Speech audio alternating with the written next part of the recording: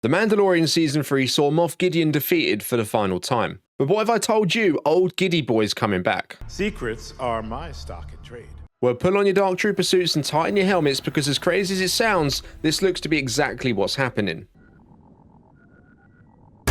I've been thinking this for over a year now, and the story behind it actually existed long before The Mandalorian was even an idea. If Gideon's alive, then... Before we jump in, don't forget to leave a thumbs up on the video if you enjoy it, and subscribe to the channel if you'd like to catch more.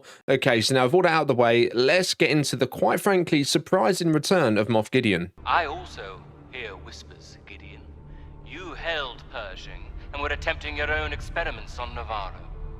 The creation of clones is your obsession, not mine. Okay, so Season 3 showed us Moff Gideon wasn't really who we thought he was. Right off the bat, when we first met him in Season 1, we thought he was this power-hungry Imperial warlord looking to re-establish the Empire largely in his own image, and bring back Emperor Palpatine, which was why he was after Grogu's blood. And then Season 2 came around, and we had our first hints that there might be something more to this guy than meets the eye, after discovering the cloning facility on Navarro, and hold on to that thought because we'll come back to it later, but ultimately, his plans that time around were foiled thanks to the help of a certain Luke Skywalker, who made his Dark Troopers look like wet paper bags.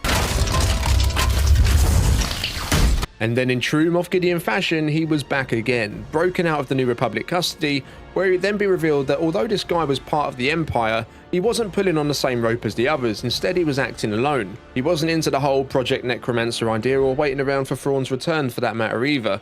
Instead, he had himself billed as a top dog, and utilising the Kaminoan cloning knowledge, he created a Force-sensitive army of Moff Gideon clones, because who else would have made a better base template than himself? It has me in it. Now, there are a few possible ways Moff Gideon makes his return in the Mandalorian Grogu movie, some better than others, and we'll get onto those in a moment. Anyways, Giancarlo Esposito, the actor who portrays Gideon, recently attended LA Comic-Con, where he was asked if he would be a part of a possible Mandalorian Season 4, to which he responded he would love to, before going on to say he isn't entirely sure if the story of The Mandalorian will move away from theatres back onto streaming. However, he went on to say that he could almost guarantee that the Moff's still out there somewhere in the galaxy lying low. Now, we know the original 4th season of The Mandalorian was written ahead of Season 3's release. However, with Disney's desire for Lucasfilm to turn their focus onto theatrical releases and away from the TV shows, that it was tweaked and made into a movie, which is currently filming right now, and by all accounts, The Mandalorian won't be returning to Disney Plus anytime soon, if at all. It's very much being looked at as the story for the big screen here on out.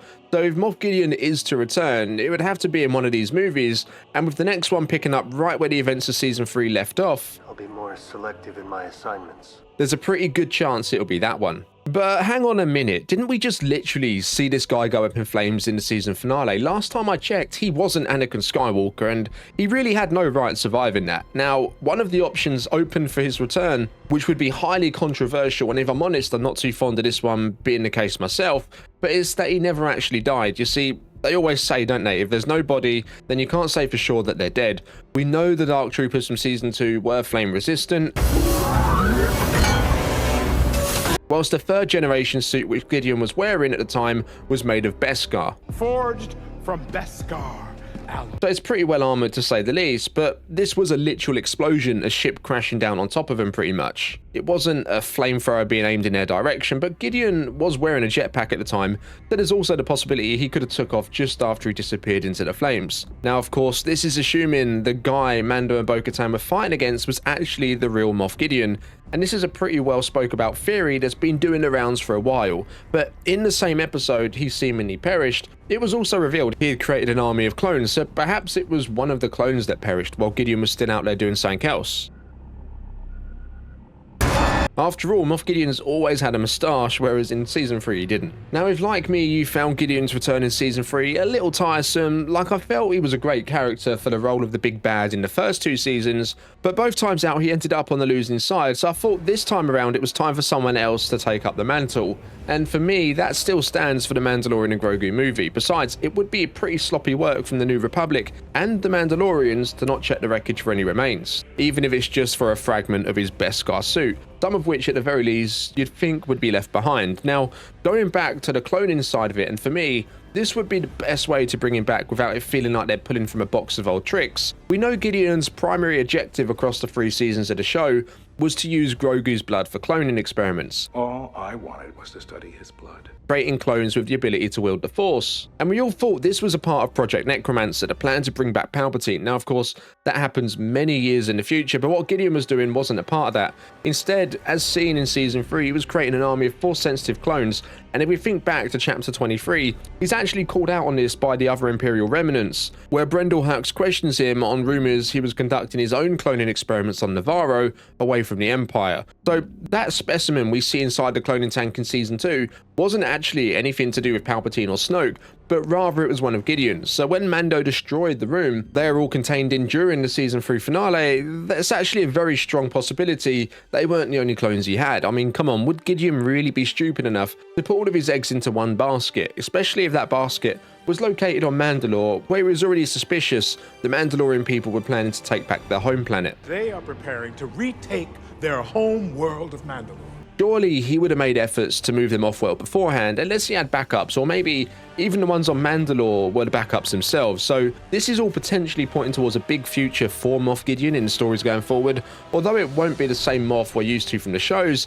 So there'll probably be a whole load of them all capable of using the Force. Will we see him wield it? I'm not too sure, as we know it isn't something someone can just do. It takes training, which they likely wouldn't be in a position to receive, but being Force sensitive, they'd still make for a formidable army with heightened skills in combat. Now, like myself, many fans all thought it was a little weird how Gideon's true cloning plan was revealed seemingly right at the end of his story, with the clones themselves getting very little screen time and no action at all, especially after the whole plan was drip fed to us ever since Season 1 hit our screens. Like, literally, it was the whole point of The Mandalorian, as Gideon wanted Grogu for the experiments. Let's see the puck.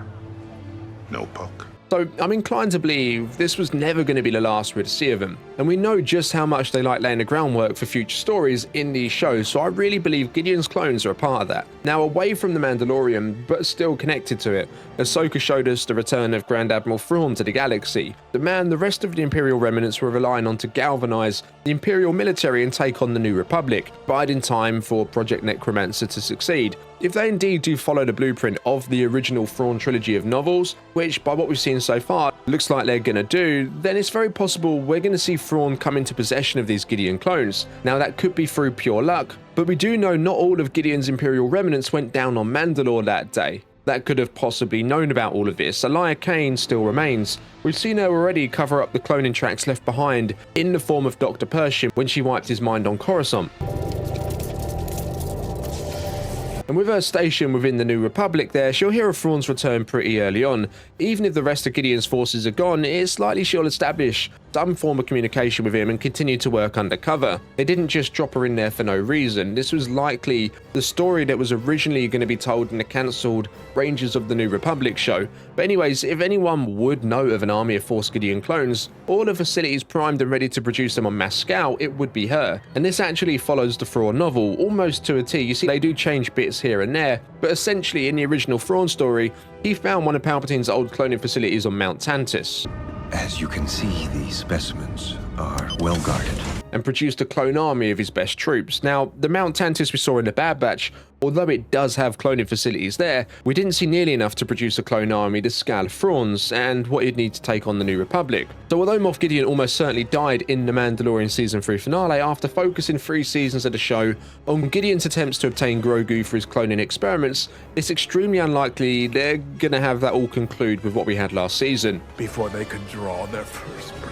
There's definitely way much more to it, and Gideon really was only laying the groundwork for what's to come. It would probably be the biggest case of, it'll be fine, don't overthink it, if Gideon really did leave years of work all in one base, which just so happens to be the homeworld of the people he's really got on the wrong side of, to say the least, in the last couple of years. Firstly by purging their homes, and then secondly by trying to kidnap one of the greatest Mandalorian bounty hunter's adopted son. Oh, and let's not forget he also blew his ship up too, which he also lived on. So yeah, Thrawn coming back to the known galaxy with the few forces that remain of his, the Great Mothers, and all of the chests from the catacombs on Peridia, which I think likely contain Night Sisters in some kind of hibernation state, as we know the Great Mothers themselves were only awoken upon Thrawn's arrival, alongside the rest of the Imperial remnants which have been gathering resources since the Empire's initial defeat, and a clone army of Force-sensitive Gideon clones. That's going to be more than enough for the good guys to fight against. We already know the New Republic is stretched thin, and at this point they haven't got Jedi in abundance.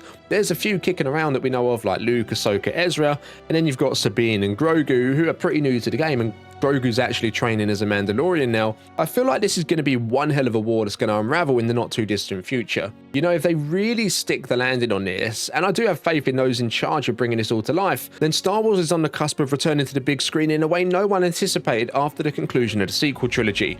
The Thrawn novels, although they're currently part of Legends, they're still one of the most beloved stories ever told outside of the main saga. So do you think Moff Gideon's clones from Season 3 will be making a return, or is their time already been and gone? As always, drop your thoughts, theories, and wilder speculations down in the comments below. Don't forget to leave a like on the video if you've enjoyed it, subscribe if you'd like to catch more. I'll see you in the next one. May the Force be with you.